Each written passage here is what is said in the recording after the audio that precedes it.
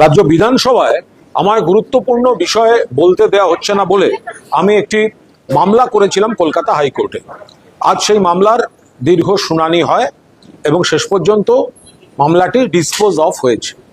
কিন্তু আমি এখানে খুব স্পষ্টভাবে বলতে চাই যে স্ট্র্যাটেজিক কারণে এই মামলাটি করা, আমি আমার আইনজীবীদের কাছ থেকে যা খবর পেয়েছি তাতে 100% আমরা সফল। কারণ এটা একটা বিরাট বিতর্ক ছিল যে পরিষদীয় বিষয়ে আদালত হস্তক্ষেপ করতে পারেন কি পারেন না, সাধারণভাবে পারেন না, এবং এ ব্যাপারে একটি 212 বা এই ধরনের একটি ধারাও আছে, এগুলো আমরা জানি।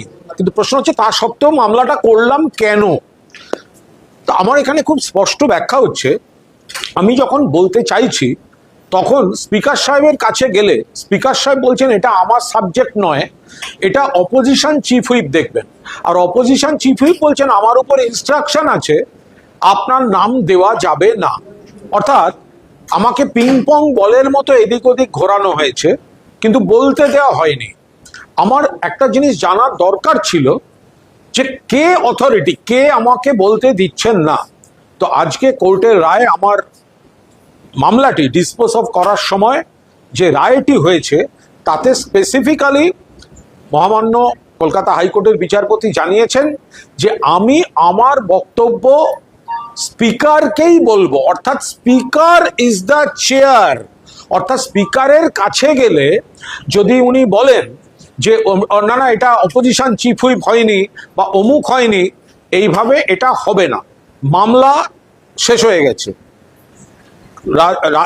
বিধানসভার উপর আদালত হস্তক্ষেপ করেননি, কিন্তু তার নির্দেশে পরিষ্কারভাবে বলে দিয়েছেন যে আমি আমার সমস্ত অভিযোগ স্পিকারকে বলতে পারবো। অর্থাৎ স্পিকার সাহেবের কাছে আমি আবার আমার যে বক্তব্যগুলো সেগুলো আমি জানাবো। এবার কোর্টের রায়টিও আমি মেনশন করব, এবং তারপরেও যদি আমাকে আবার হয়রান করা হয় তাহলে আমি আবার এই ইস্যুটি নিয়ে কলকাতা হাইকোর্টে আবার ফিরে আসবো।